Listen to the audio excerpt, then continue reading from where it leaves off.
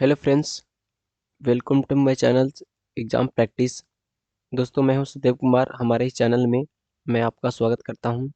दोस्तों, इस चैनल के माध्यम से हम आज कुछ प्रैक्टिस करेंगे और वो प्रैक्टिस है एडुटेरिया का जो प्रैक्टिस सेशंस आया है बीएसएससी इंटर स्तरीय, है ना। सेट नंबर 1 हम लोग अब पढ़ेंगे। 1 से 15 सेट इसमें दिया हुआ है ना, 1 से 15 सेट दिया हुआ है, जिसमें अभी हम लोग सेट नंबर 1 को पढ़ेंगे। दोस्तों, मैं बीएसएससी का कुछ सिलेबस के बारे में बताता हूँ। जो बीएसएससी का जो सिलेबस है वो आपको इस प्रकार से है कि आपका जो मैथ है, मैथ आपका 25 नंबर का 25 क्वेश्चन, मैथ का 25 क्वेश्चंस और रीजनिंग का 50 क्वेश्चंस ना, और आपका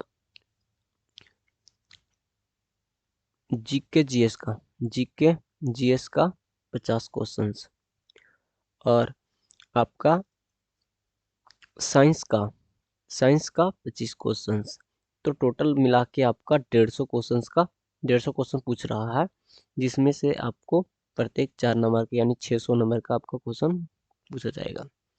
तो हम लोग आज ये दो ठो सेशंस जो है, दो ठो आपका जो पेपर है 50 और 25 75 जो क्वेश्चन है, इस पे हम लोग कवर करेंगे। दोस्तों, इस चैनल के माध्यम से आपका साइंस का प्रैक्टिस खासकर ज़्यादा करवाया जाएगा। तो हम लोग अपना वीडियो की ओर बढ़ते हैं। जो क्वेश्चन नंबर 1 है वो इस प्रकार से लग चुका है अब हमारे आपके सामने। और मैं बता दूं आपको कि मैं जब प्रैक्टिस कर रहा हूं, मैं आपको जब बता रहा हूं ना, पढ़ा तो नहीं रहा हूं, बता रहा हूं, तो आप भी कोशिश कीजिए एक बार टिकअप करते जाना क्वेश्चंस को, और लास्ट में अपना स्कोर को आप चेक कीजिए। इससे आपकी एक्यूरेसी को पता चलेगा। देखिए, पहला नंबर जो क्वेश्चन है वो इस प्रकार से है कि भारत में उच्च न्यायालय के जो न्यायाधीश होते हैं, जो हाई कोर्ट के जो न्यायाधीश होते हैं, उसकी जो शपथ है वो कौन दिलाता है। पहला क्वेश्चन है जो ये कह रहा है कि जो हाई कोर्ट होते हैं, वो हाई कोर्ट है, उनके जो न्यायाधीश होते हैं उसकी शपथ कौन दिलाता है। तो आपको मैं बता दूं कि आर्टिकल नंबर 219 हमारा जो संविधान है, आप पढ़े होंगे हाई कोर्ट के बारे में, जो लूसेंट में भी दिया हुआ है। हाई कोर्ट के अलग बारे में दिया है, सुप्रीम कोर्ट के बारे में अलग से दिया हुआ है। तो हाई कोर्ट के जो पढ़ेंगे उसमें सेशन दिया हुआ है। तो आर्टिकल नंबर 219 है ना, एक आर्टिकल है, और उसमें सीधा सीधी लिखा गया है, जो आपका भारतीय संविधान के अनुच्छेद 219 के तहत बोलता है कि भारत में जो उच्च न्यायालय के न्यायाधीश है, उसके उनको जो शपथ है और राज्य के राज्यपाल के द्वारा दिलाई जाएगी, है ना। ये बात कहा गया है। तो राइट आंसर बनता है बी, है ना, राज्य के राज्यपाल के द्वारा। चलिए थोड़ा सा राष्ट्रपति के बारे में थोड़ा हम लोग पढ़ लेते हैं। ये राष्ट्रपति कौन होते हैं जी। तो प्रेसिडेंट जी जो होते हैं, उनको आर्टिकल नंबर 155 के तहत, है ना, 155 के तहत आपको इनकी नियुक्ति की जाती है। और इनकी जो नियुक्ति है ना, या निर्वाचन होता है, वो कैसे निर्वाचन होता है। तो इनका निर्वाचन का प्रणाली है वो अनुपातिक प्रतिनिधित्व प्रणाली के द्वारा इनको निर्वाचित किया जाता है। याद रहेगा, अनुपातिक प्रतिनिधित्व प्रणाली। ये क्वेश्चन पूछा जा चुका है एग्जाम में कि अनुपात जो प्रेसिडेंट होते हैं हमारे, वो किस प्रणाली के द्वारा चुने जाते हैं। तो याद रहेगा आपको, अनुपातिक प्रतिनिधित्व प्रणाली के द्वारा। इसमें अनुपातिक प्रतिनिधित्व प्रणाली में लोकसभा, राज्यसभा और विधानसभा से निर्वाचित सदस्य इसमें भाग लेते हैं, है ना, विधानसभा के। तो इस प्रकार से पहला क्वेश्चन हमारा यहाँ पर समाप्त करते हैं हम लोग। अगला क्वेश्चन जो है, हाँ, जो भारत के जो राष्ट्रपति होते हैं, वर्तमान समय में हमारा जो द्रौपदी मुर्मू जी है, प्रेसिडेंट हमारे, और इन्हें अगर हम लोग हटाना चाहते हैं तो हमारा जो महाभियोग प्रक्रिया होता है उनसे इनको गुजरना पड़ेगा, और महाभियोग के द्वारा इनको हटाया जा सकता है। आगे में हम लोग पढ़ेंगे। राष्ट्रपति और उपराष्ट्रपति के चुनाव का संबंध निम्नलिखित में से किन, जो चुनाव का संबंधित जो विवाद होता है उससे कौन निपटा सकता है। तो जो आर्टिकल नंबर 71, सभी का जो आर्टिकल दिया हुआ है, जो सुप्रीम कोर्ट का आप सेशन पढ़िएगा लूसेंट के अंदर में, तो उसमें आपको पढ़ने के लिए मिलेगा। जो सुप्रीम कोर्ट के अंदर में जो सेशन आप पढ़िएगा, तो आर्टिकल नंबर 71 एक तो आर्टिकल है, उसमें सीधा सीधा लिखा गया है कि राष्ट्रपति और उपराष्ट्रपति के जो चुनाव वाला संबंधित विवाद होगा, राष्ट्रपति का चुनाव हो गया उससे संबंधित विवाद हो गया, उपराष्ट्रपति के जो चुनाव होगा उससे संबंधित जो विवादें होगी, उसका जो अंतिम निर्णय जो देगा वो कौन देगा? सुप्रीम कोर्ट देगा, है ना। कौन देगा? सुप्रीम कोर्ट देगा। तो इसका राइट आंसर बनता है भारत का सर्वोच्च न्यायालय, ऑप्शन नंबर सी। तो अगर हम इस सेशंस को पढ़ा रहे हैं, तो आप भी कोशिश कीजिए कि इससे पिकअप करते जाएं, और लास्ट में अपना स्कोर आप कमेंट में लिख दीजिए। क्वेश्चन नंबर 3 में हम लोग चलते हैं कि भारतीय संविधान में कल्याणकारी राज्य का आदर्श निहित है। जो भारतीय संविधान है उसमें जो कल्याणकारी राज्य है यह आदर्श किसमें निहित है? तो आपको मैं बता दूं कि भारतीय संविधान में जो कल्याणकारी राज्य का आदर्श है, जो राज्य के नीति निर्देशक तत्वों में निहित है। किसमें है? राज्य के नीति निर्देशक तत्वों में निहित है। ये भाग नंबर 4 में हमारा संविधान में लिखा गया है, और आर्टिकल है इसका 36 से 51। कितना है? आर्टिकल नंबर 36 से 51 है। और इसे भारत में भारत ने इसे आयरलैंड से लिया है ना। आयरलैंड से इसको लाए हम लोग, है ना। कहाँ से लाए हम लोग? हम लोग आयरलैंड के संविधान से लाए हैं इसको, है ना, याद रखिएगा। और आयरलैंड ने कहाँ से लाया था? स्पेन से लाया था। कहाँ से लाया था? स्पेन से इसे लाया। आगे हम लोग पढ़ते हैं। आयरलैंड के संविधान से इन्हें लाया गया था। आगे में भारत में मताधिकार, जो भारत का जो भारत में जो मताधिकार और निर्वाचित होने का जो अधिकार है, वो किस प्रकार का अधिकार है? तो आपको जो ऑप्शन नंबर डी दिख रहा है, भारत में जो निर्वाचित होने का अधिकार जो है, आर्टिकल नंबर हमारा 326 है ना, 326 यानी 326 वाला जो आर्टिकल है वो कहता है, क्या कहता है कि भारतीय संविधान के आर्टिकल नंबर 326 द्वारा सार्वजनिक वयस्क मताधिकार का प्रावधान किया गया है ना। बात समझ में आ गया इनको सभी को, है ना। आर्टिकल नंबर 326 के तहत, तो इसका राइट आंसर डी बनता है, संवैधानिक अधिकार है हमारा, है ना। क्वेश्चन नंबर 5 में देखते हैं हम लोग कि निम्नलिखित में से कौन सिविल सेवा यानी यूपीएससी का जो होता है उसका पदेन अध्यक्ष कौन होता है? सीओ नहीं पूछा गया है। सीओ पूछता तो मनोज सैनी जी होते हैं। अभी वर्तमान में मनोज सैनी जी हैं जो यूपीएससी के चेयरमैन है। यूपीएससी का जो चेयरमैन है वो वर्तमान समय कौन है? मनोज सैनी जी है ना। यूनियन पब्लिक सर्विस कमीशन इसका फुल फॉर्म होता है, आपको यही पता होगा। और जो इनके जो वर्तमान समय में जो चेयरमैन है, सॉरी हाँ सीईओ है या चेयरमैन, वही बात बा। तो वो है कौन है? मनोज सैनी जी हैं। तो अभी वर्तमान में इसको बारे में पूछा कि सिविल सेवा बोर्ड के पदेन अध्यक्ष कौन होते हैं, तो वो होंगे कौन? कैबिनेट सचिव। और अभी वर्तमान समय में जो कैबिनेट सचिव हैं वो राजीव गौबा जी हैं, है ना, राजीव गौबा। अगला क्वेश्चन है 6 नंबर क्वेश्चन में कि लोकसभा के अध्यक्ष को पद से हटाया जा सकता है। जो लोकसभा के जो अध्यक्ष होते हैं उनको अपने पद से कैसे हटाया जा सकता है? जैसे वर्तमान समय में हमारे में जो लोकसभा के दो अध्यक्ष हैं वो कौन है? तो ओम बिरला जी हैं। कौन है? ओम बिरला जी हैं। कौन है जी? ओम बिरला जी हैं। मैं थोड़ा पेन का कलर चेंज कर लेता हूँ। चलिए, कौन है? ओम बिरला जी हैं। और उनको पद से हटाने के लिए लोकसभा के सभी सदस्यों को बहुमत से पारित प्रस्ताव के द्वारा इनको हटाया जा सकता है। कि लोकसभा में बैठेंगे तो लोकसभा के सभी सदस्यों का बहुमत से पारित प्रस्ताव के द्वारा इनको हटाया जा सकता है। वर्तमान में कौन है? ओम बिरला जी हमारे, ओम बिरला, ओम बिरला जी हमारे लोकसभा के अध्यक्ष हैं। 7 नंबर में क्वेश्चन में बोला कि भारत का संविधान गणतंत्रात्मक है, क्योंकि गणतंत्रात्मक का मतलब ही होता है, इसका मतलब क्या होता है कि जो राज्य का प्रमुख होगा या देश का जो प्रमुख होगा वो चुनाव किया जाएगा, है ना। चुनाव के माध्यम से वो आपका चुना जाएगा, और जो राज्य के प्रमुख होते हैं वो चुनाव के माध्यम से चुने जाएंगे, वही आपके विशेष मतलब वंशानुगत शासक नहीं होगा यहाँ भारत में, है ना। ये बोलता है कि मतलब चुनाव के माध्यम से हमारा भारत में जो हमारे प्रतिनिधित्व होते हैं, प्रमुख जो होते हैं वो चुने जाते हैं, कोई भी वंशानुगत प्रणाली के द्वारा नहीं चुने जाते हैं। क्वेश्चन नंबर 8 तो बहुत इजी वाला क्वेश्चन है कि गांधी जी ने को चंपारण आने का आमंत्रण किसने दिया था। तो आपको पता होगा राजकुमार शुक्ल के द्वारा दिया गया था 1916 में, है ना। 1916 में कहाँ, लखनऊ के अंदर में जो अधिवेशन हुआ था, है ना। लखनऊ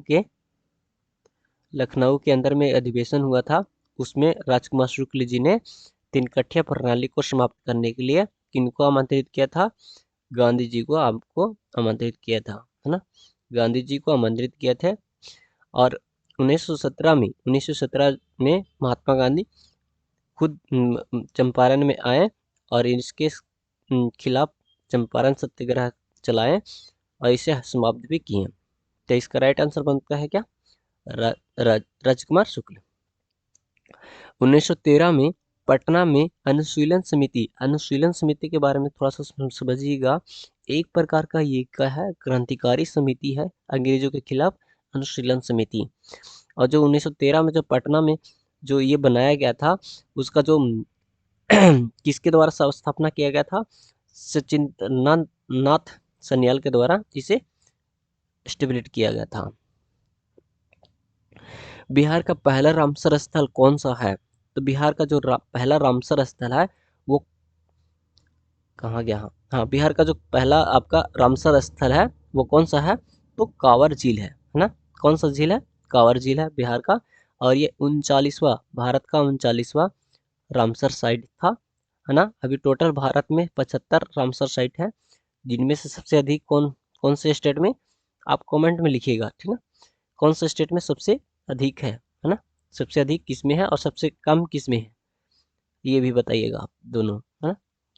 अच्छा देखिए, रामसर साइट के बारे में बताते हैं। 1971 में जो आपका ईरान है, कहाँ ईरान है, ईरान ईरान में एक कन्वेंशन हुआ था जिसको रामसर कन्वेंशन के नाम से जाना जाता है। उसमें देश के जितने भी वेटलैंड होते हैं, ये आर्द्रभूमि जलवायु जो होते हैं, जिसमें झील हो गया, है ना, आपका कोई लेक हो गया, है ना, झील लेक हो गया, या फिर आपका कोई भी आपका छोटा सा जल प्रपात हो गया, तो जिससे आपका आर्द्र जलवायु को संरक्षण करने के लिए इसे बनाया गया है। और भारत में सर्वप्रथम 1981 में इस पे हस्ताक्षर किया गया था, 1981 में। और पहला जो चिल्का लेक को इस लिस्ट में शामिल किया गया था। आपको क्वेश्चन भी पूछा जाता है कि किस लेक को भारत का पहला रामसर साइट डिक्लेयर किया गया था, तो चिल्का लेक को पहला। और राजस्थान वाला एक और है ना, राजस्थान के अंदर में सांभर लेक है एक तो, उसको भी आपको नॉमिनेट किया गया था 1981 में। निम्नलिखित में कौन सी सभ्यता अपने नगर नियोजन के लिए प्रसिद्ध थी। ये बात को आप ध्यान रखिएगा कि नगर नियोजन के लिए एक ही सभ्यता प्रसिद्ध होगा, और वो है हमारा भारत में पाया जाता था पहले, है ना, सिंधु घाटी की सभ्यता। भारत में भी इसका कुछ हिस्सा भी है ना, लोथल है, ये सब है, तो हमारे भारत के ही अंदर में है। तो सिंधु घाटी की सभ्यता आपका राइट आंसर बनता है। सिंधु घाटी की सभ्यता के बारे में मैं बता दूं, इसकी जो खोज किया था दयाराम साहनी के द्वारा किया गया था 1921 में। कितना में, 1921 में किया गया था, 1921 में किया गया था दयाराम साहनी के द्वारा। सिंधु घाटी की सभ्यता एक कांस्य युगीन सभ्यता है ना। कौन सी सभ्यता है, कांस्य युगीन सभ्यता है। एक क्वेश्चन बार बार पूछा जाता है कि सिंधु घाटी की सभ्यता का प्रमुख बंदरगाह कौन था। तो आपको याद रखिएगा, लोथल के बारे में याद रखिएगा कि लोथल है जो इसका प्रमुख बंदरगाह था। और ये कहाँ है, तो गुजरात में स्थित है ना, गुजरात में स्थित है ये, याद रखिएगा आप, गुजरात में ये स्थित है। अच्छा, एक और भी बात बता देता हूँ, ये क्वेश्चन जो इसमें और एक क्वेश्चन पूछा जाता है कि जो सिंधु घाटी की सभ्यता है, इसके दो प्रमुख जो नगर है वो आपका जो है मोहनजोदड़ो और हड़प्पा है ना, मोहनजोदड़ो और हड़प्पा है। अच्छा, इसमें एक और भी बात को ध्यान रखिएगा कि सिंधु घाटी की सभ्यता था जो आपका इसमें का जो मुख्य फसल था वो गेहूं और जौ था, याद रखिएगा इसको बारे में। अगला क्वेश्चन है 12 नंबर क्वेश्चन है कि प्राचीन भारत का प्रसिद्ध शासक जिसने अपने जीवन में के अंतिम दिनों में जैन धर्म को अपना लिया था, तो इसका राइट आंसर बनता है चंद्रगुप्त मौर्य, है ना। राइट आंसर क्या बनता है, चंद्रगुप्त मौर्य ने इसे अंतिम समय में क्या किया था, जैन धर्म को अपना लिया था।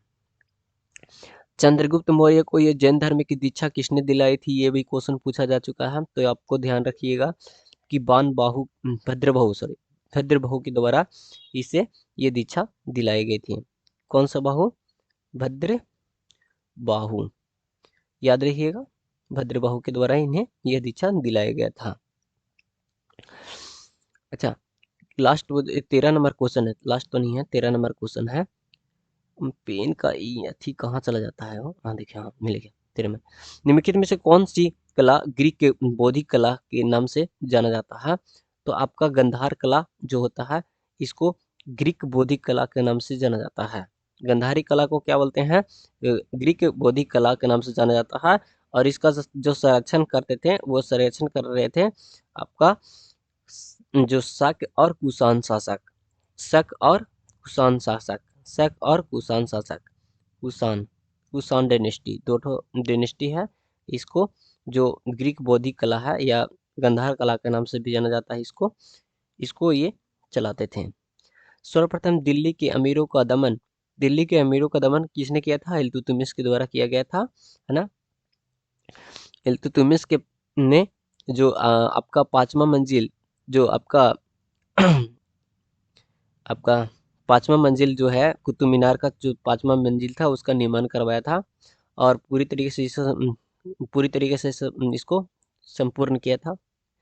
अच्छा, इल्तुतमिश के द्वारा एक और भी बहुत बड़ा काम किया गया था, वो है 40 गुलाम सरदारों के द्वारा एक गठन बनाया गया था, जिसे बार बार क्वेश्चन एग्जाम में क्वेश्चन पूछे जा चुके हैं।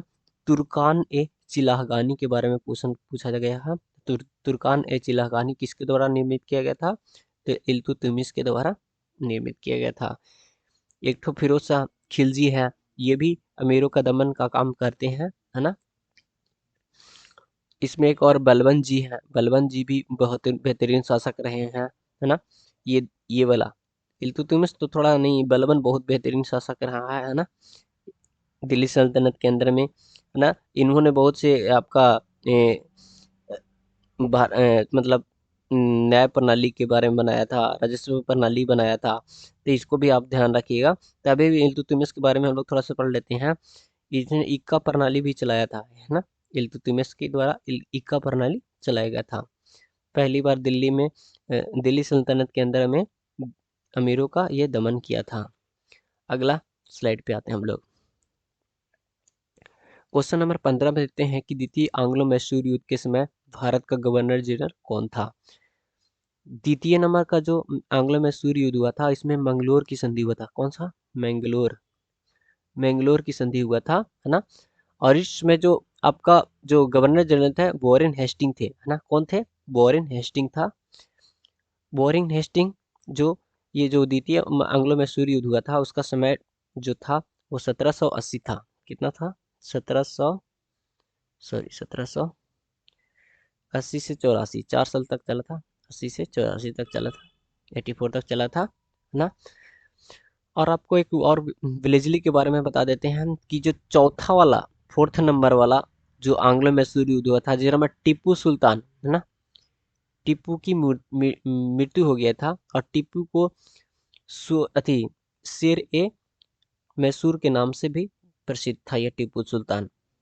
तो ये भी बात आपको ध्यान रखना है कि चौथा जो आंग्लो मैसूर युद्ध हुआ था वो किसके नेतृत्व उसमें जो भारत के गवर्नर जनरल था वो कौन था? लॉर्ड ब्लेजली था, यानी इसके नेतृत्व में ही ये वाला युद्ध हुआ था।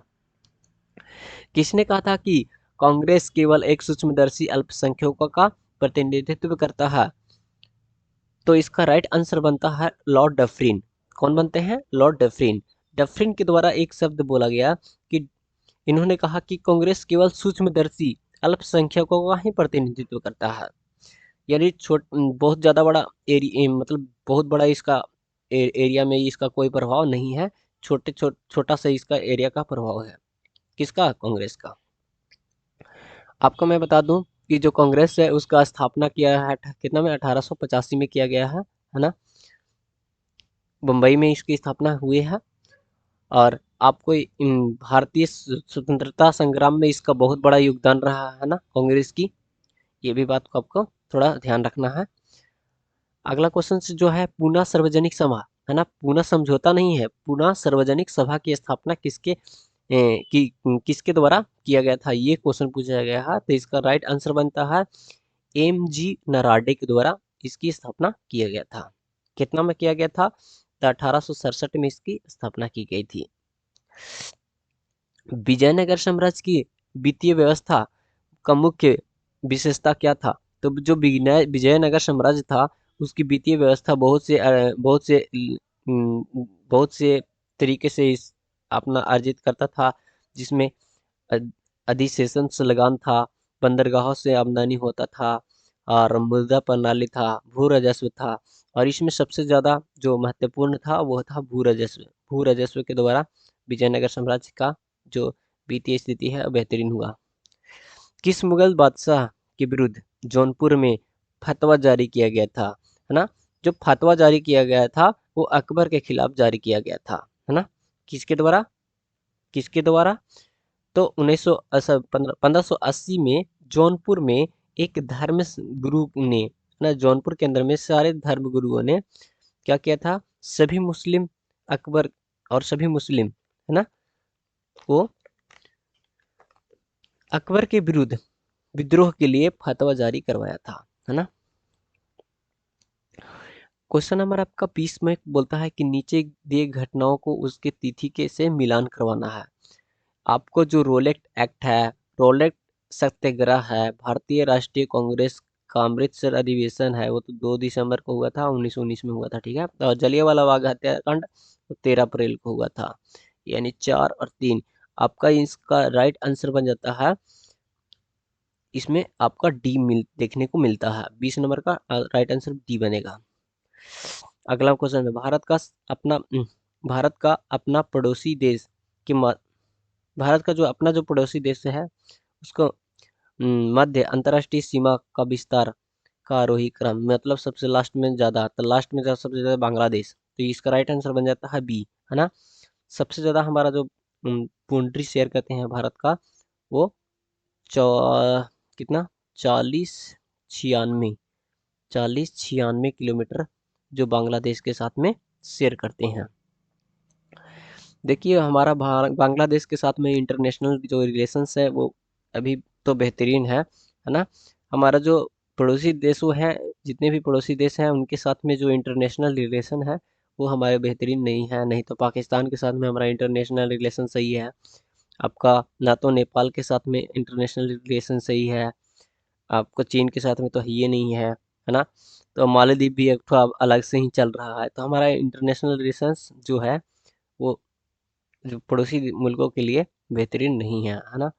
मतलब इंटरनेशनल लेवल पर तो हमारा बेहतरीन है प्रदर्शन, बट जो हमारे पड़ोसी मुल्क है उससे हमारा जो रिलेशंस है वो बेहतरीन नहीं है ना। छोटे छोटे देश होके भी हमारे ऊपर में आग दिखा रहे हैं ये लोग, ठीक है।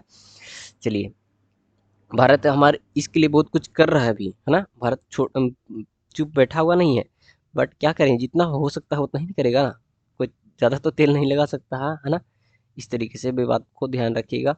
ये इंटरनेशनल रिलेशंस का बात था। चलिए हम लोग अपना क्वेश्चन पे आते हैं। निम्नलिखित में से कौन सा जिला जो धारवाड़ भू स्तरीय रचना वाला नहीं है? देखिए इनमें से तो जो जिले हैं उनमें है रोहतास जिला। रोहतास जिला जो सोन नदी के द्वारा पूरी तरीके से सिंचाई इसमें संभव है ना। सोन नदी का पानी रोहतास जिला के अंदर में प्रवेश करता है, तो रोहतास जिला आपका जो आपको वो क्वेश्चन भी है, सिंचाई की दृष्टि से सबसे बेहतरीन जो जिला है वो कौन है, तो रोहतास जिला ही है। तो इसका राइट आंसर बनता है रोहतास जिला।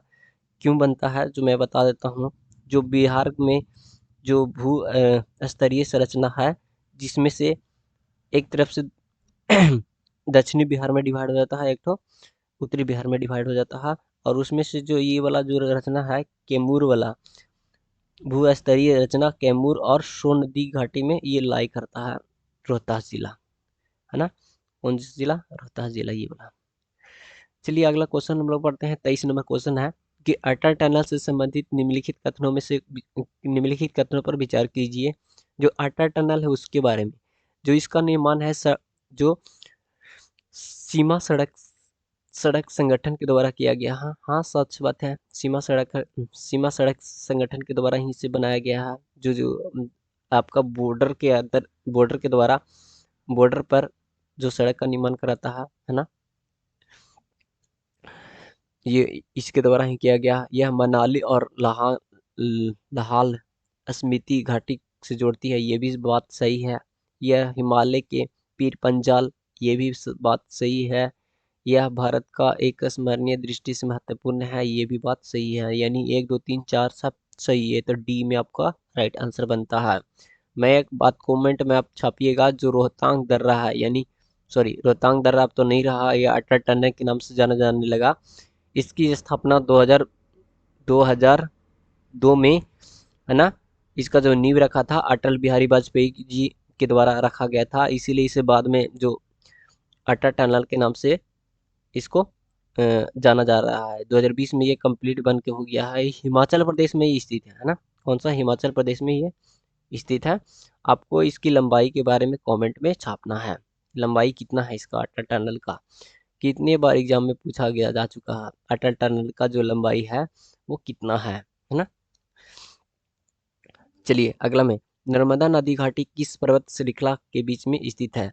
तो जो नर्मदा घाटी है, जो आपको एक बात मैं बता देता हूँ, ये भारत है, और ये भारत के अंदर में, है ना। कुछ कुछ थ्योरी को आप क्लियर करके रखिएगा तो आपको क्वेश्चन बनाने में बहुत ही इजी होगा।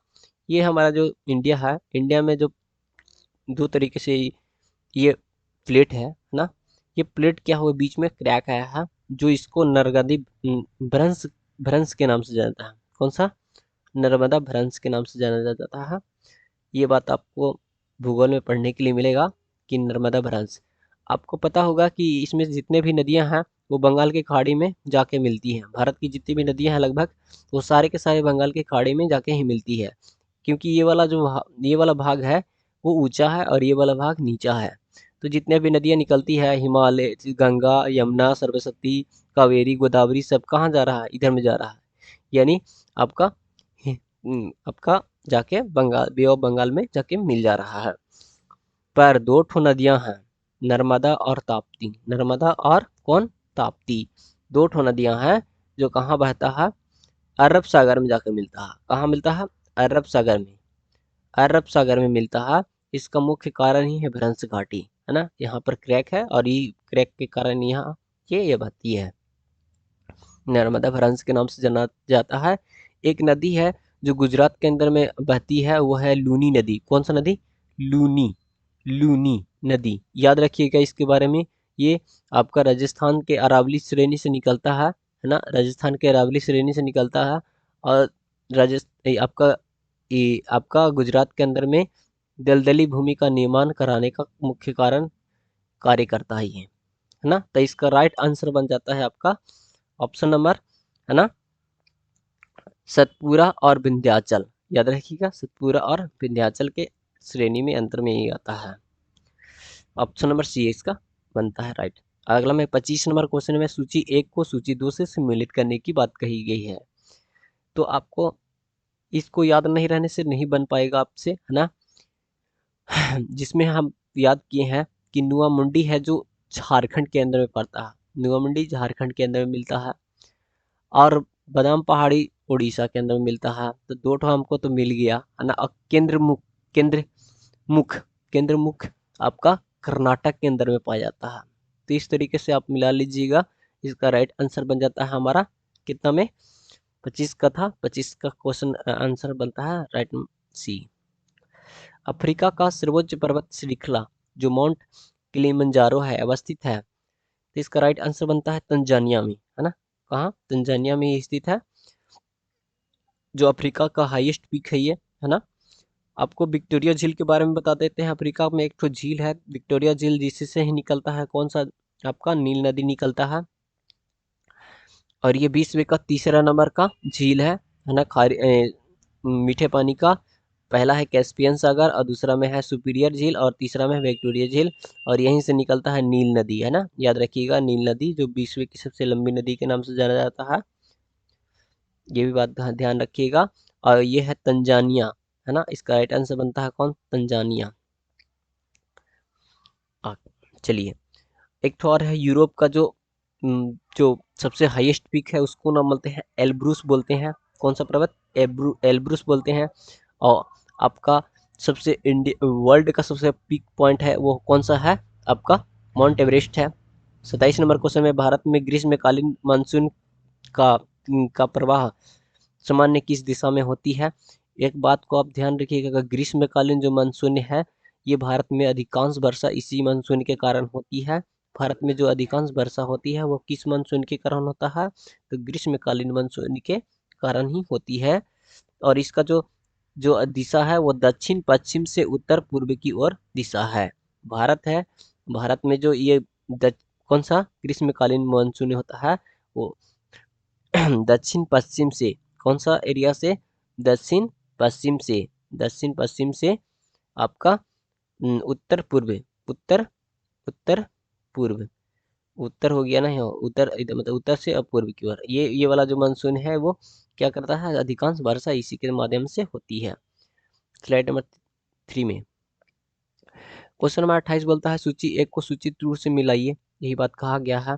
तो आपको राज्य की राजधानी याद होना चाहिए, जिसमें उज्बेकिस्तान का ताशकंद ही होता है, कजाकिस्तान का दुशांबे ही होता है, और एक तुर्कमेनिस्तान का भी असबगाबाद है, असबगाबाद है ना। ये आपका राइट आंसर बनता है इसका 28 का, आपका राइट आंसर ए ही बनता है। ए बी सी 1 2 3 4, है ना। अगला जो क्वेश्चन है निम्नलिखित में कौन मुद्रा का अवमूल्यन का सबसे संप्रभावी प्रभाव होगा? निर्यात पर वृद्धि अगर हम लोग कर देते हैं तो ये मृदा के अवमूल्यन का सबसे संप्रभावी कार्य हो जाता है। बात को आप थोड़ा सा समझिएगा।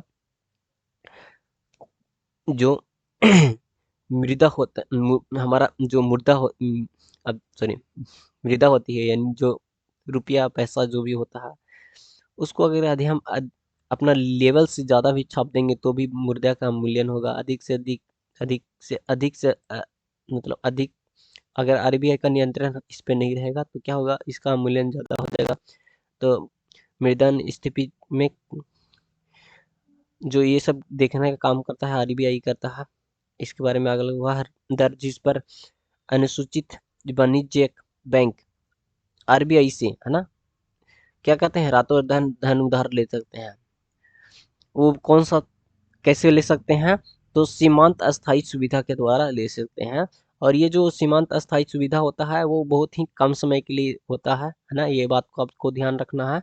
आरबीआई उसका जो आपका आरबीआई क्या करता है, उसका जो सरकारी प्रतिभूतियां जो होता है उसको गिरवी रख लेता है। जो सरकारी उसके पास में आपका क्या बोलते हैं इसको, स्टॉक होते हैं, है ना, स्टॉक बोल सकते हैं उसको। कितना स्टॉक खरीद लिए हैं, नहीं स्टॉक तो नहीं बोल सकते हैं, क्या मैं भूल गया हूँ उसके बारे में। चलिए शेयर, है ना, शेयर बोलते हैं, ठीक है। शेयर जो होता है सरकारी जो शेयर होता है उसका, उसको खरीद के आरबीआई उसको ये देता है ना। सीमांत अस्थायी सुविधा इसको बोला जाता है, और इसका टाइम पीरियड बहुत कम ही होता है। ये बात आप ध्यान रखिएगा। 31 में निम्नलिखित में से कौन सा कार्य आरबीआई से संबंधित नहीं है? निम्नलिखित में से कौन सा कार्य है जो आरबीआई से संबंधित नहीं है? ऋण नियंत्रण है, मुद्रित नोट जारी करना ये भी है, जनता को पैसा उधार देना ये काम तो इसका नहीं है ना। तो इसका राइट आंसर सी ही बनता है। तो इसका आपका 31 का जो आपका केवल 3 है ना, केवल 3, केवल 3 ही आपका ये इसमें कार्य नहीं है, बाकी सब कार्य है इसका। भारत के भारत को आत्मनिर्भर और स्व उत्पादक अर्थव्यवस्था का रूप स्थापित करने का प्राथमिक लक्ष्य किस पंचवर्षीय योजना में किया गया था? देखिए एक योजना आया था है ना, तीसरा नंबर पंचवर्षीय योजना आया था जिसका टाइम पीरियड है 1961 से लेके 1900 कितना रहेगा, 66 रहेगा ना, है ना, 1966, 1961 से लेके 1966 तक टाइम पीरियड रहा। और इस समय जो आपके प्रेसिडेंट सॉरी प्राइम मिनिस्टर रहेंगे वो आपके कौन रहेंगे, तो वो रहेंगे आपके नेहरू जी रहेंगे। और नेहरू जी के नेतृत्व में ये योजना ये पंचवर्षीय योजना लॉन्च किया गया था। और इसका जो आपके अध्यक्ष थे है ना, जिसका उपाध्यक्ष थे सॉरी उपाध्यक्ष थे वो D.R. गडगिल थे। इनका नाम था क्या, D.R. गडगिल। और इसलिए इस योजना को गडगिल गडगिल योजना के नाम से भी इसे जाना जाता है। इसमें आत्मनिर्भरता और स्व उत्पादक की बात कही गई थी। और इसमें सब खासकर जो गेहूं की फसल होता था ना, गेहूं गेहूं हम विदेशों से जो यूरोप से लाते थे, उस फसल को ये कहा चाहते थे कि भारत के अंदर में इसकी उपज को क्या करें, बढ़ाएं, है ना, इसको बूस्ट करें। और जो हमारे आत्मनिर्भरता इस पे दूसरे पर खत्म हो जाए। तो ये था आपका 32 का। 33 में बोल रहा है कि राष्ट्रीय आय लेखांकन का जन्मदाता किसे कहा जाता है? तो ये क्वेश्चंस देखिए, राष्ट्रीय आय लेखांकन जो होता है उसका जो राइट आंसर बनते हैं वो है आपका साइमन। साइमन इसको मैं याद करके रखा हूँ, साइमन बस, है ना, साइमन। तो साइमन यहाँ पर ये है राष्ट्रीय आय लेखांकन है। 34 नंबर बोलता है कि अंतर्राष्ट्रीय मुद्रा कोष जो होता है, अंतर्राष्ट्रीय जो मुद्रा कोष होता है और जिसको IMF बोलते हैं ना, IMF बोलते हैं, और विश्व बैंक दोनों का मुख्यालय कहाँ है? तो जो आपका यूएसए के अंदर में वाशिंगटन डीसी है ना, वाशिंगटन डीसी यूएसए की राजधानी भी है वाशिंगटन डीसी। तो यहीं पर इसको दोनों को हेडक्वार्टर है। IMF है जो लोन देने में बहुत माहिर है ना, विश्व बैंक और IMF जितने भी बहुत बड़े बड़े प्रोजेक्ट होते हैं वो आपको IMF के या वर्ल्ड बैंक उसको क्या करता है, उधार देता है, पैसे उधार देते हैं उनको डेवलपमेंट के लिए। जैसे विश्व बैंक दे रहा है अभी जम्मू कश्मीर को अंदर में डेवलपमेंट के लिए बहुत से प्रोजेक्ट को चालू किया है। भारत में कृषि उत्पादन से संबंधित बाजार का विनिमय कौन मतलब रेगुलेट इसको करता है? तो आपका जो राइट आंसर बनता है वो है आपका ऑप्शन नंबर सी, कृषि उत्पादक बाजार और समिति अधिनियम। जो कृषि बाजार जो आपका समिति होता है जिसको बोलते हैं हम लोग APMC के माध्यम से विभिन्न राज्यों को किसानों द्वारा काटी गई फसल को या बिक्री के लिए मंडी और उचित मूल्य दिलवाने का सुविधा यही दिलवाता है। कौन दिलाता है? कृषि उत्पादक बाजार समिति, है ना। तो इसका राइट आंसर ये बनता है। अगला क्वेश्चन है, भारत ने किस देश को भेंट में 20 ब्रॉड गेज रेलवे इंजन उपहार के स्वरूप में दिया है? तो इसका राइट आंसर बनता है हमारा जो पड़ोसी देश है वो है बांग्लादेश। हमारे पड़ोसियों के लिए हम लोग कितना काम कर रहे हैं लेकिन हमारे पड़ोसी से हमारा रिलेशन से जो बेहतरीन नहीं हो पा रहा है। तो ये है बांग्लादेश, है ना, जिसके जो बांग्लादेश को भी हाल फिलहाल में जो सम्मेलन हुआ दिल्ली के अंदर में हुआ, उनके रेल मिनिस्टर हमारे भारत के अंदर में आए हुए थे और उसी में ये वाला आपको उपहार स्वरूप इनको दिया गया। 37 में बोल रहा कि भारत सरकार ने वर्ष 2023-24 के अंदर वर्ष 2023-24 के में MSP निर्धारण के लिए कितना न्यूनतम समर्थन मूल्य निर्धारित किया था? तो आपको जो धान वाला है वो धान वाला हो चुका है और रबी वाला भी प्रकाशन हो गया है। रबी वाला जो है वो रबी वाला भी प्रकाशन हो चुका है। और रबी वाला को मैं बता दूं कि रबी वाला जो है आपका गेहूं के लिए 2275 निर्धारण किया गया है। 2275 रुपया गेहूं पर दिया जाएगा, है ना, प्रति क्विंटल के लिए। और आपका 2183 इसका राइट आंसर बनता था, है ना, चावल के लिए है। किस मंत्रालय द्वारा जो पोषण भी और पढ़ाई भी कार्यक्रम लागू जो शुरू किया गया है, मतलब कौन सा ये आपका मंत्रालय था? तो ये मंत्रालय है स्मृति ईरानी जी की मंत्रालय है, जो महिला एवं बाल विकास मंत्रालय है इनके पास में। इनके पास में स्मृति ईरानी के द्वारा इन्होंने जो बच्चे को, जब प्राइमरी बच्चे होते हैं, जो आपका आंगनबाड़ी के बच्चे होते हैं, उनको पोषण को ध्यान भी रखना है और पढ़ाई भी, दोनों के लिए ये कार्यक्रम लॉन्च किया है। चंद्रयान 3 जिसे हाल ही में प्रक्षेपित किया गया, कुल जिसका वजन लगभग कितना था? तो इसका देखिए चंद्रयान 3 है, चंद्रयान 3 जो है उसको लॉन्च किया गया है। इसको आप इंजन का याद रखिएगा, सॉरी रॉकेट का है, LVM3 M4 ये वाला रॉकेट के द्वारा इसको लॉन्च किया गया था। इसको लॉन्च किया गया था 14 जुलाई को, है ना, 14 जुलाई 2023 को इसको लॉन्च किया गया था। श्रीहरिकोटा द्वारा श्रीहरिकोटा से इसको लॉन्च किया गया था, है ना। अच्छा, इसमें आपको एक बात को याद रखिएगा, इसका जो वजन था 39 किलोग्राम, 3900 किलोग्राम का था ये, है ना। अच्छा, इसमें एक और भी बात को आपके ध्यान रखिएगा। अभी आप बताइएगा, जो इसरो के द्वारा इसको लॉन्च किया गया है ना, इसरो इसरो तो इसरो का आपको चेयरमैन का नाम इसको आपको कमेंट बॉक्स में छापना है ना।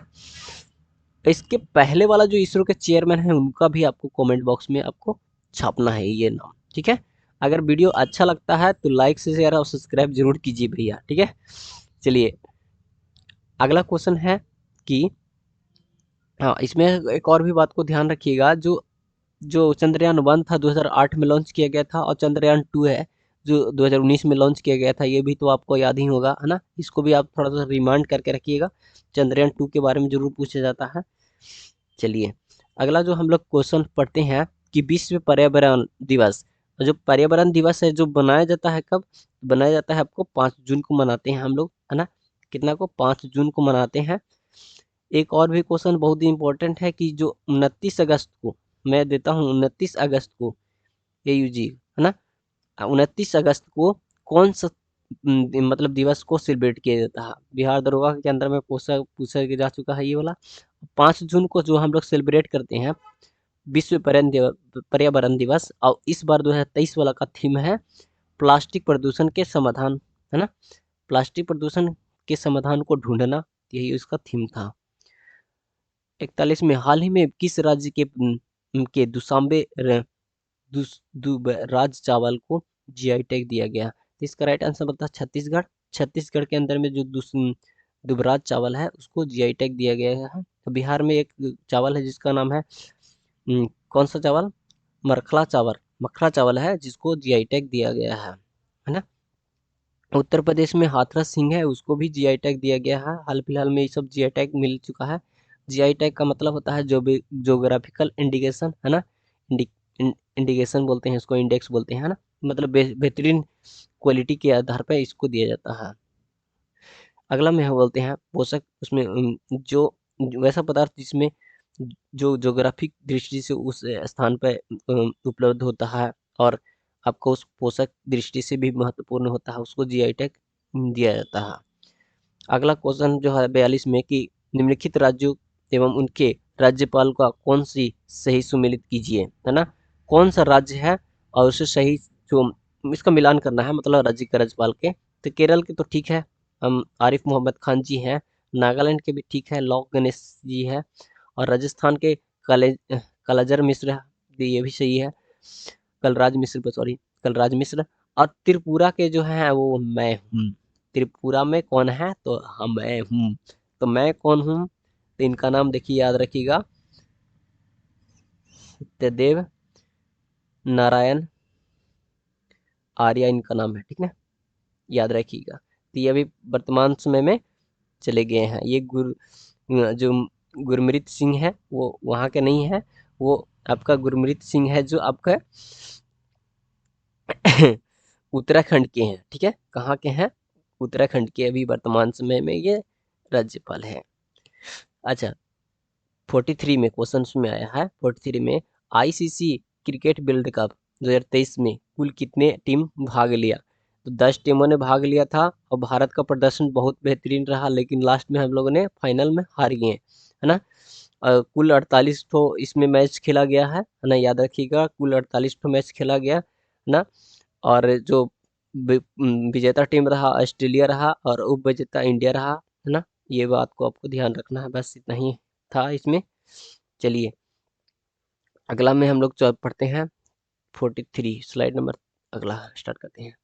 हाल ही में जो बिहार का नया महाधिवक्ता, महाधिवक्ता मतलब क्या होता है? देखिए, जिस प्रकार से केंद्र के अंदर में महान्यायवादी होते हैं, उसी प्रकार से राज्य के अंदर में महाधिवक्ता होते हैं, यानी राज्य का प्रथम विधिक अधिकारी होता है ये, है ना। प्रथम विधिक अधिकारी होता है, महाधिवक्ता कहते हैं जिसको। इसकी नियुक्ति करते हैं, कौन करते हैं? तो इसकी नियुक्ति करते हैं आपके, अच्छा सॉरी, वर्तमान में कौन है जो बोल रहे हैं? तो वर्तमान में ये है पीके शाही जी हैं ना। वर्तमान में कौन है? पीके शाही है। आपको बताना है कमेंट में कि बिहार के वर्तमान में आपके आप तो जानते होंगे शायद, है ना, राज्यपाल कौन है? तो राज्यपाल है राजेंद्र अलेक्जेंडर, ये है, आपको पता ही होंगे, है ना। चलिए आगे में है, साहित्य के क्षेत्र में नोबेल पुरस्कार, साहित्य में ना फंस मेरी जान, इसको मैं ट्रिक के माध्यम से याद किया है, जॉन फांसे, है ना, ये इनको दिया गया है साहित्य के क्षेत्र में। याद रखिएगा, अभी थोड़ा सा कोई ट्रिक के माध्यम से इसको याद रखिएगा, साहित्य में ना फंस मेरी जान, है ना, इसको मैं इस तरीके से याद किया हूँ। 2023 में इसको नोबेल पुरस्कार दिया गया है ना।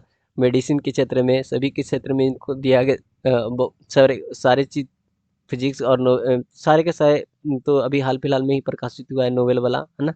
उनको आप याद रखिए, याद कर लीजिएगा।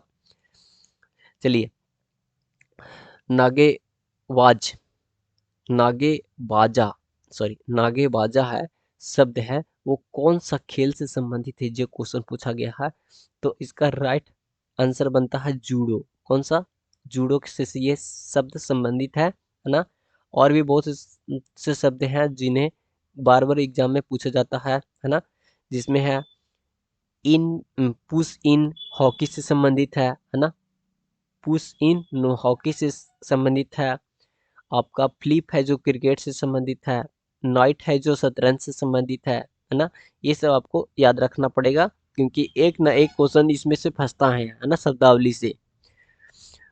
आपको क्वेश्चन है प्रोलॉग, है ना, प्रोलॉग किस पीढ़ी का कंप्यूटर का भाषा है?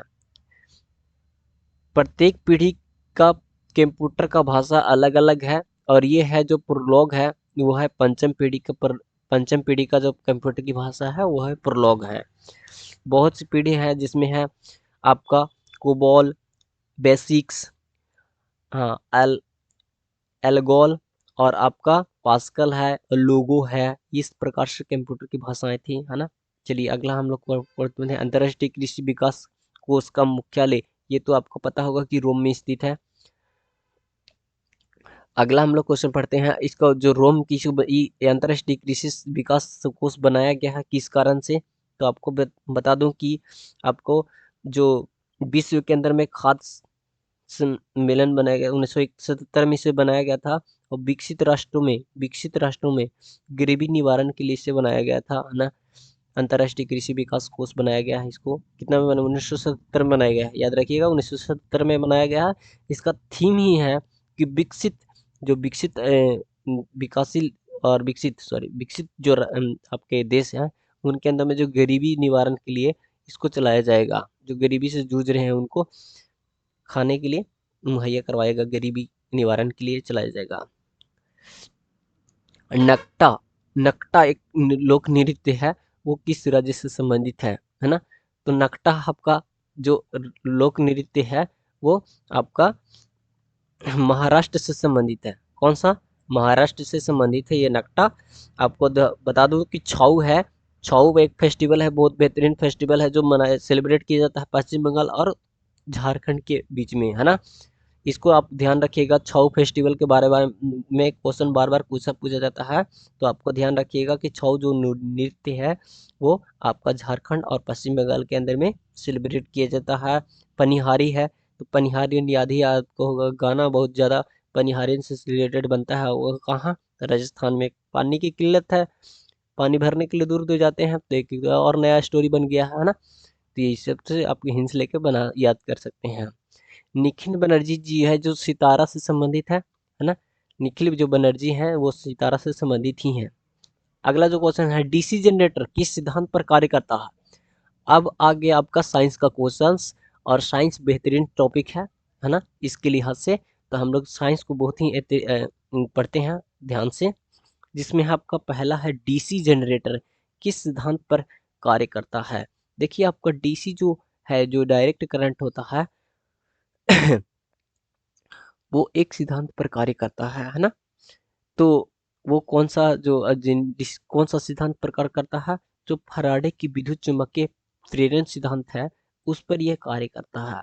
जो फराडे का विद्युत चुम्बकीय सिद्धांत है इस पर ये कार्य करता है।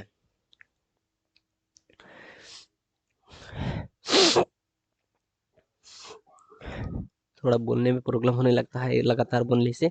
देखिए अगला जो क्वेश्चन है आपका, प्रकाश का वर्ण जो विक्षेपण में लाल रंग का जो परास है उसके बारे में पूछा जाता है।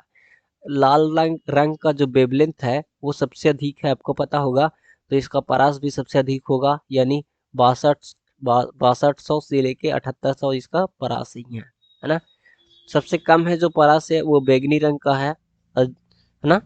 वो है कितना? 3900 से 4460 तक एंगस्ट्रम तक ये है ना। चलिए ये भी बात को आपको ध्यान रखिएगा। जो परास है जो वेवलेंथ के अनुसार होता है, जितना ज्यादा वेवलेंथ रहेगा उतना ही परास भी अधिक होगा। ध्वनि की प्रबलता है किसके द्वारा निर्धारित की जाती है? जो ध्वनि की जो प्रबलता है यानी कितना प्रबल है वो, उसका आयाम पर वो डिपेंड करता है ना। एम्पलीट्यूड ऑफ, जिसको बोलते हैं हम लोग एम्पलीट्यूड ऑफ वाइब्रेशंस, है ना। ये आयाम का जो कंपन होता है वो आपको उस पर डिपेंड करता है। चलिए अगला क्वेश्चन है, जल में जो विद्युत अपघटन की क्रिया जो होता है, आप पहले जो बचपन में ही पढ़े होंगे, जो ये आपका विद्युत सॉरी 10th में पढ़े होंगे, बचपन में तो नहीं पढ़े होंगे। विद्युत अपघटन पढ़े होंगे जरा में, दो ऐसे जैसे लगा रहता है। एक वो एनोड होता है, एक वो एनोड होता है। एनोड मतलब पॉजिटिव और कैथोड मतलब नेगेटिव। कैथोड कैथोड होता था, ये बार पढ़े होंगे है ना। ऐसा वाला पढ़े होंगे। H2SO4 इसमें डाला जाता है, H2SO4 डाला जाता है, सल्फ्यूरिक अम्ल है ना, H2SO4 डाला जाता है और एरा में इलेक्ट्रिक को प्रभावित किया जाता है। तो इलेक्ट्रिक प्रभावित करोगे तो एरा में क्या होगा कि पॉजिटिव वाला पर पहुंच जाएगा नेगेटिव, यानी ऑक्सीजन होता है नेगेटिव, और नेगेटिव वाला पर पहुंच जाएगा पॉजिटिव। तो ये वाला पहुंच जाएगा आपका हाइड्रोजन H2। तो आपको यही वाला क्वेश्चन थ्योरी के माध्यम से पूछना चाहता है कि जब जल का विद्युत अपघटन के समय बैटरी के ऋणात्मक यानी नेगेटिव वाला पर, नेगेटिव वाला पर कहाँ हो? Hydrogen gas. तो हाइड्रोजन गैस इसका राइट आंसर बनता है। चलिए 55 वाला में, लाल रंग की वस्तु लाल क्यों दिखाई देता है? भैया लाल रंग की वस्तु लाल इसलिए दिखाया जाता है क्योंकि वह सारे कलर को अवशोषित कर लेता है और आपको लाल रंग को क्या करता है? परिवर्तित कर देता है। इसका राइट आंसर बन जाता है आपका ए, यह लाल रंग को परिवर्तित कर देता है। 56 में बोलता है कि कार्य का मान किन स्थिति में शून्य होगा, है ना। जो कार्य का जो मान किस स्थिति में शून्य होगा? तो कार्य का जो मान होता है वो दो स्थितियों में शून्य हो सकता है। जब बल आरोपित बल शून्य हो, कोई भी बल नहीं लगेगा तो भी हो जाएगा। और जब विस्थापन शून्य हो, सॉरी जब विस्थापन शून्य हो, ये तो शायद नहीं हो, आरोपित बल नहीं लगने से भी कार्य हो सकता है। जब बल की विस्थापन शून्य हो, ये सही है ना। मतलब आपका कोई भी विस्थापन नहीं होगा तो भी कार्य क्या होगा? जीरो होगा। बल और विस्थापन की दिशा परस्पर लंबवत हो, ये और ये दो ठो है ना। तो आपका बी और सी दोनों क्या है? इसमें शून्य हो जाएगा, है ना। इन दोनों स्थिति में क्या होगा? कोई भी कार्य नहीं संपन्न होगा। विस्थापन हुआ ही नहीं तो कहाँ कार्य होगा, है ना। आप W बराबर एफ एस पढ़े हैं ना क्वेश्चन। W बराबर आप याद रखिएगा थ्योरी, W बराबर एफ एस, है ना, कॉस थीटा, ये भी पढ़े होंगे। यहाँ पर जो एस है वो कोई डिस्प्लेसमेंट हुआ ही नहीं, है ना, कोई भी डिस्प्लेसमेंट नहीं हुआ, तो क्या हो जाएगा, यहाँ कार्य का मान 0 होगा। तो इस तरीके से 57 से बोल रहा है प्रतिरोध के दोनों दो तार R1 और R2 को समांतर क्रम में जोड़ते हुए संयोजन करने का समतुल्य प्रतिरोध प्रतिरोध क्या मिलेगा। आप पढ़े होंगे 1/Req, पढ़े हैं ना, Req बराबर होता है 1/R1 plus 1/R2 plus dot dot dot dot, है ना। तो ये पढ़े होंगे, तो इससे आपको अंदाजा मिलता होगा कि प्लस में ही होता है। तो ये वाला तो नहीं होगा, ये वाला भी नहीं होगा, यहाँ पर आपका प्लस वाला ये तो होगा ही नहीं, तो ये वाला होगा, है ना। उल्टा करेंगे, जोड़ के उल्टा करना पड़ता ही है, तो ये नीचे एलसीएम लेंगे, है ना, तो यही वाला होगा इसका आपका राइट आंसर। निम्नलिखित में से किस विद्युत चुंबकीय विकिरण में से सबसे लंबे तरंगदैर्घ्य होते हैं। भैया हम लोग जो भी अंतरिक्ष क्रिया करते हैं वो रेडियो तरंगदैर्घ्य एक्टिविटी पर ही कार्य करते हैं, तो रेडियो तरंगदैर्घ्य एक्टिविटी होगा, क्योंकि इसका जो तरंगदैर्घ्य है बहुत ही लंबा होता है ना। इसको हम लोग कोई भी उपकरण ऊपर में भेज देते हैं, है ना, ये पृथ्वी है, पृथ्वी के बहुत दूर भेज दिए कोई भी, जैसे अभी हम लोग आपको चंद्रयान 2 लॉन्च किए, है ना, अभी हम लोग सूर्य पर जो लॉन्च किए, है ना, L1 पॉइंट पर जाके स्थित हो गया, है ना। तो ये सब जो लॉन्च कर रहे हैं वो उसका जो सिग्नल है वो रेडियो तरंग के माध्यम से हमारे पृथ्वी तक पहुंचता है ना, रेडियो तरंग के माध्यम से हमारे पृथ्वी तक पहुंचता है। तो इसका राइट आंसर हो जाएगा रेडियो तरंगे। क्या होगा, रेडियो तरंगे होते हैं। रेडियो तरंगे की लंबाई होते हैं वो बहुत ही अधिक होती है ना। अगला क्वेश्चन जो होते हैं वो निम्नलिखित में से कौन एक मिश्रण का उदाहरण है। मिश्रण के उदाहरण बोल रहा है, तो आपको पढ़े होंगे कि इस्पात में क्या क्या मिलाया जाता है जी। इस्पात में क्या क्या मिलाया जाता है, आप कमेंट बॉक्स में मुझे लिख के बताइए, है ना, इस्पात में क्या क्या मिला होता है, बता पाएंगे ना। चलिए देखते हैं कितना मन मतलब कितना मैं क्वेश्चन पूछ चुका हूँ इसमें, तो उस वक्त कमेंट बॉक्स में आपको राइट आंसर छाप दीजिएगा थोड़ा सा, है ना। देखते हैं हम, कार्नोलाइट किस धातु का अयस्क है।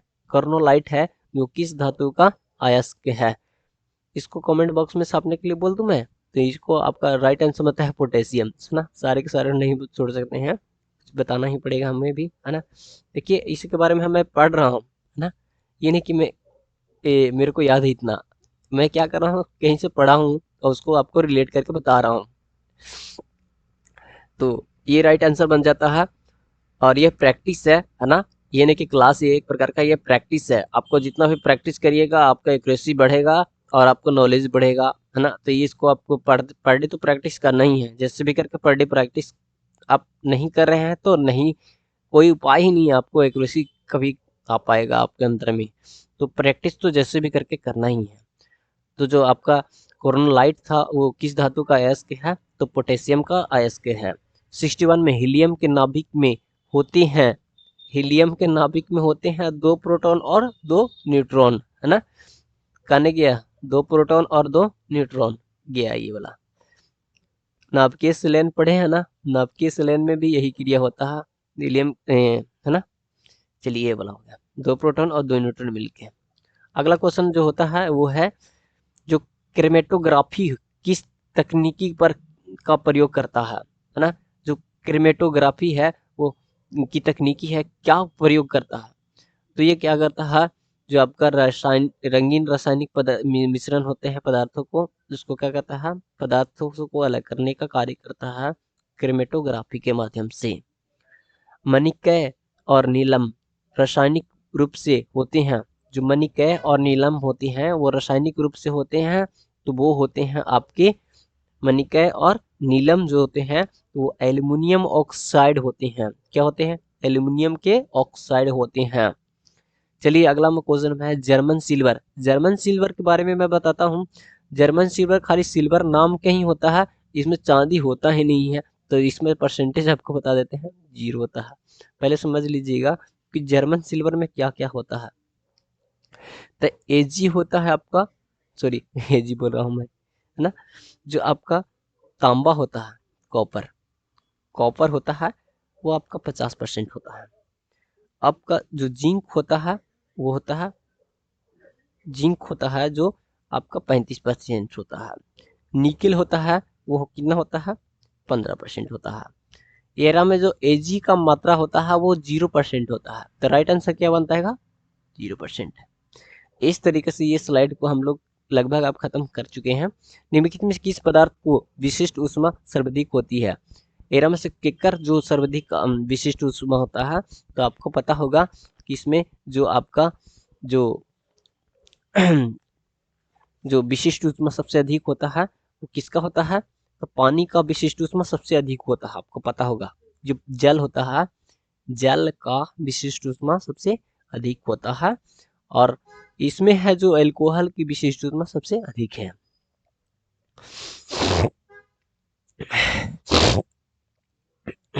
अल्कोहल का जो विशिष्ट ऊष्मा होता है वो होता है 0.60 होता है ना। चलिए अगला हम लोग को पढ़ते हैं कि बोल रहा है कि ऑक्सीकरण के संबंध में निम्नलिखित कथनों का कौन सत्य है। ऑक्सीजन का आप डेफिनेशन समझिए कि ऑक्सीकरण वह रासायनिक प्रक्रिया होता है जिसमें परमाणु या आयन अपने एक या अधिक इलेक्ट्रॉन का त्याग करते हैं और उच्च विद्युत धनात्मक अवस्था का निर्माण करते निम्न विद्युत ऋणात्मक अवस्था में परिवर्तित हो जाते हैं। मतलब जितना भी उसके अंदर में पॉजिटिव चार्जेस होते हैं वो क्या करता है, डोनेट कर देता है और खुद नेगेटिविटी में भर जाता है। तो आपको पता होगा इसका राइट आंसर क्या बनना चाहिए, तो राइट आंसर बनता है डी, है ना। इलेक्ट्रॉन का त्याग होता है, ऑक्सीकरण ऑक्सीजन का सहयोग होता है, यस नेगेटिविटी को भर रहा है। विद्युत धनात्मक समूहों के अनुपात में वृद्धि होती है, यस। तो उपयुक्त हो जाएगा इसमें सही होगा। आप किसी भी चीज को डेफिनेशंस या किसी से भी मतलब आपका टॉपिक आता है तो उसको आप सही एक्यूरेसी या सही निर्धारित कब कर पाएंगे, जब उसके बारे में कुछ जानते हैं। तो हमने ऑक्सीकरण के बारे में जान लिया, ये नेगेटिविटी को बढ़ाता है ना। ये इलेक्ट्रॉन को क्या करता है, त्याग करता है ना। ये सब बात को आपको ध्यान रखना है। और खुद नेगेटिविटी बन जाता है और दूसरे को अपना मतलब अपना पॉजिटिविटी को क्या करता है, किसी और को दे देता है और खुद नेगेटिव बन जाता है। 67 में बोलता है कि मास्टर गैस का उपयोग किया जाता है। जो मास्टर्स गैस होते मास्टर्स है, हाँ मास्टरेट, सॉरी मास्टरेट, मिस्टेक हो गया, मास्टरेट। मास्टरेट जो गैस होता है उसका उपयोग किया जाता था। तो उपयोग किया जाता था इसको, देखिए मास्टरेट गैस होता है एक जहरीली गैस है ना। मास्टरेट गैस है जो एक प्रकार का जहरीली गैस है। और इसको हम लोग ने क्या किया है, इसको रासायनिक युद्धों में हम लोगों ने वर्ल्ड वार फर्स्ट में, है ना, 1914 में इसको उपयोग किया था, है ना, किया गया है, किया जा चुका है, ठीक है। तो आपको इसको याद रखना है। अगला क्वेश्चन है कि निम्नलिखित में कौन एक विस्फोटक है। निम्नलिखित में कौन एक विस्फोटक है। इसमें है nitro chloro chloroform, nitro nitro chloroform. ये भैया एक प्रकार का प्रशीतक है ना। जो भी आपको दिया जाता है कहाँ, हॉस्पिटल में जाइएगा ना तो पहले इसको क्या किया जाता था, रोगी को बेहोश करने के लिए दिया जाता था। तो ये आपका राइट आंसर हो जाएगा। बाकी सब क्या है, एक प्रकार का विस्फोटक है, याद रखिएगा। देखिए अगला है जो पृथ्वी का सबसे पुराना जो जीव है कौन सा है। तो जीव है जो सबसे पुराना है वो है नीलहरित शैवाल। कौन है, नीलहरित शैवाल। इसका राइट आंसर बनता है नीलहरित शैवाल। देखिए नीलहरित शैवाल है जो फर्स्ट, सबसे पुराना और सबसे फर्स्ट जीव है पृथ्वी के ऊपर में। क्यों, क्योंकि ये जो है वो आपका प्रकाश और जल से अपना भोजन को स्वपोषण बना लेता है, मतलब खुद से बना लेता है। तो इसी के द्वारा हमारे सृष्टि का निर्माण भी हुआ है। ये भी मानना है वैज्ञानिकों का कि जो नीलहरित शैवाल है वो बहुत ही सबसे पृथ्वी का सबसे पुराना जीव है और इसी से सारे जीवों का निर्माण हुआ है ना। पहला बार जो जीव है पैदा हुआ है वो नीलहरित शैवाल ही पैदा हुआ है। क्योंकि ये अपना कोई भी मतलब इसमें कार्बन डाइऑक्साइड की जरूरत ही नहीं पड़ता है इसको, है ना, और भी पोषक तत्व की जरूरत नहीं पड़ता है। ये क्या करता है, खुद से जल और आपका प्रकाश से खुद से भोजन बना लेता है और ऑक्सीजन को प्रोड्यूस करता है। और धीरे धीरे जब ऑक्सीजन प्रोड्यूस हो गया तो क्या हुआ, अलग अलग जीवों का निर्माण हुआ। ये बात को आपको इतना तक ध्यान रखना है। और गर्म रुधि वाले जो जो जंतु होते हैं वो अपना शरीर का तापमान को करते हैं, क्या करते हैं, जो हमेशा एक समान बना के रखते हैं। ये जो गर्म रुधिर वाला जो आपके जंतु होते हैं उनके शरीर को हमेशा एक तापमान बनाए रखना है। इसके शरीर में तापमान को क्या करता है, हमेशा एक तरीके से बना के रखते हैं। तो इसका राइट आंसर बन जाता है आपका डी, हमेशा एक तरह का तापमान बना के रखते हैं। सूची 1 को सूची 2 से मिलाना है ना, सूची 1 है सूची 2 को मिलाना है।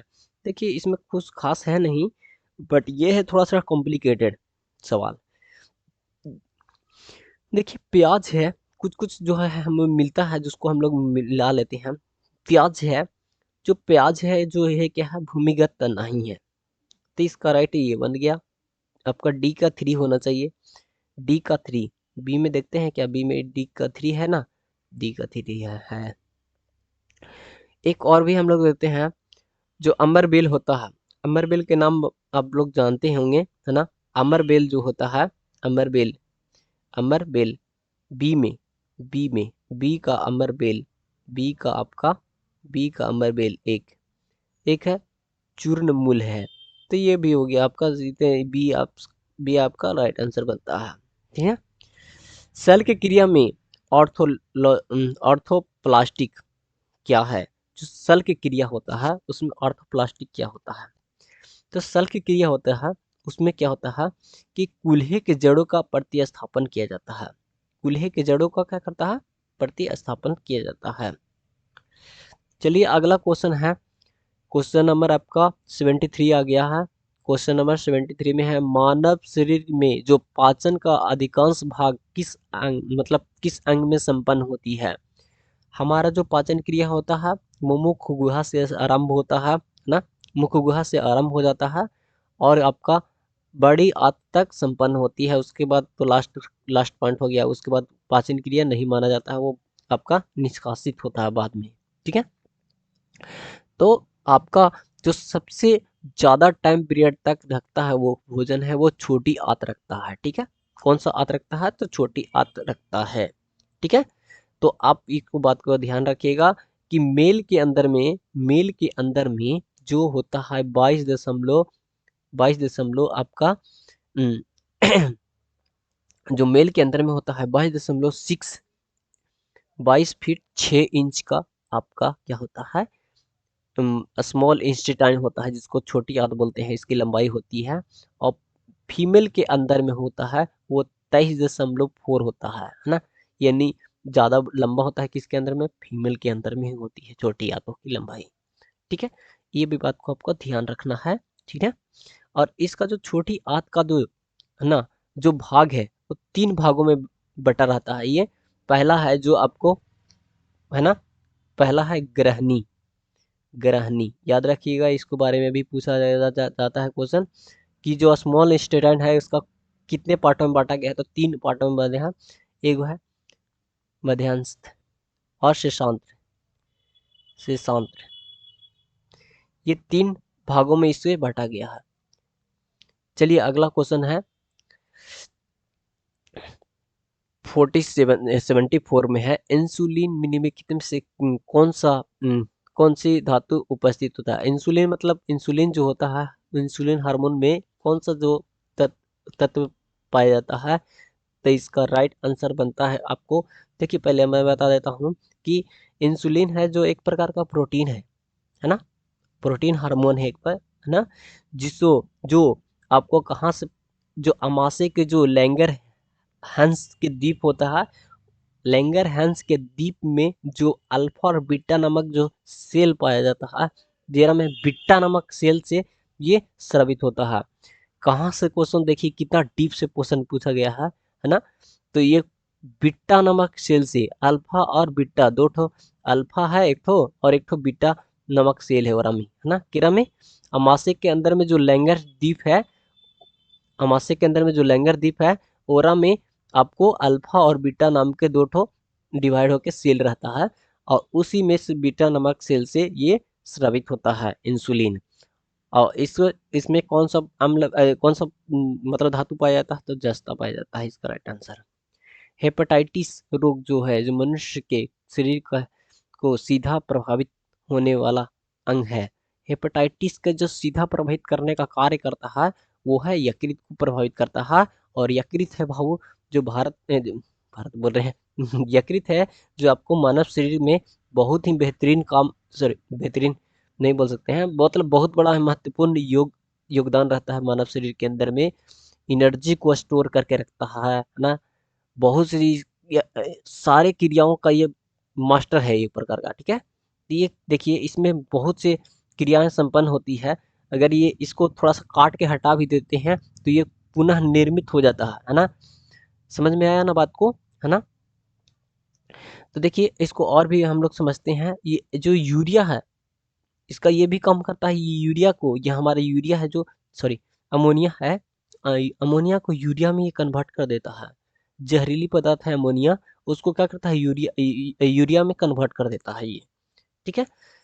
और आपको रक्त में एक जो रक्त जो थक्का नहीं बनता है ना, कान गया पेन मेरा, हाँ, जो रक्त थक्का नहीं बनता है वो किसकी कमी से नहीं थक्का बनता है, तो हेपरिन के कारण से, है ना। हिपरिन, हेपरिन, हेपरिन, ये बात आपको ध्यान रखना है। क्वेश्चन पूछा जा चुका है किसकी कमी के कारण रक्त थप्पा नहीं बनता है, तो हेपरिन की कमी के कारण रक्त थक्का नहीं बनता है। हेपरिन मिल जाने के कारण क्या हो जाता है, रक्त थप्पा बन जाता है, ब्लड क्लॉटिंग हो पाता है इसमें, ठीक है। तो इसका राइट आंसर होता है यकृत, है ना। आरबीसी का ये आपको आपको क्या बोलते हैं इसको, कब्रिस्तान भी बोलते हैं ये लीवर को। ये लिवर है, यकृत मतलब लिवर ही होता है इंग्लिश में, ठीक है, लिवर बोलते हैं इसको, ठीक है। रीजनरेशन पावर सबसे अधिक होता है इसका, है ना। रीज मतलब काट दोगे तो फिर से ये क्या होता है, फिर से रीजनरेट हो जाता है ये।